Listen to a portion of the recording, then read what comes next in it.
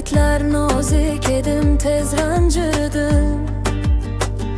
Ko'z yoshimni hech kim bilmay artirdim. Hayot meni sekin o'zgartirib qo'ydi. Ona bo'lgach yuragim ham ulg'aydi. Endi men faqat o'zim uchun emas, bir miti yurak uchun yashayman hamas. Tunlari uxlamay duo qilaman. Charchasam ham kulib bag'rimga bosaman. Bir miti yurak mening olamim, bir miti yurak mening sabrim. Bolam ona desa kuch topaman yana. Shu mer meni aylantirdi mustahkam yo'lga. Bir miti yurak mening olamim, bir miti yurak mening sabrim.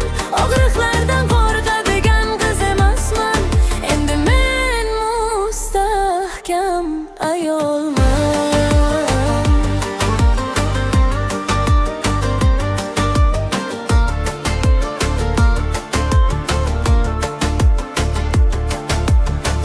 Men endi avvalgiday ojiz emasman.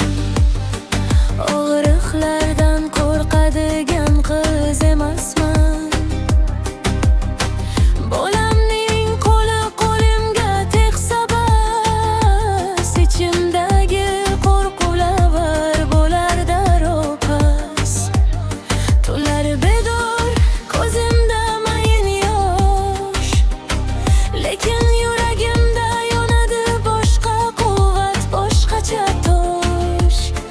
Charchasam ham seni bag'rimga bosaman.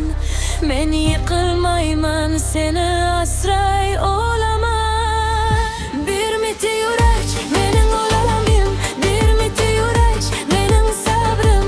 Bolam ona desa kuch topaman yana. Shu meh meni aylantirdi mustahkam yo'lga. Bir miti yurak mening olamim, bir miti yurak mening sabrim. Og'riqlardan qo'rqadigan qiz emasman. Endi men mustahkam ayolman.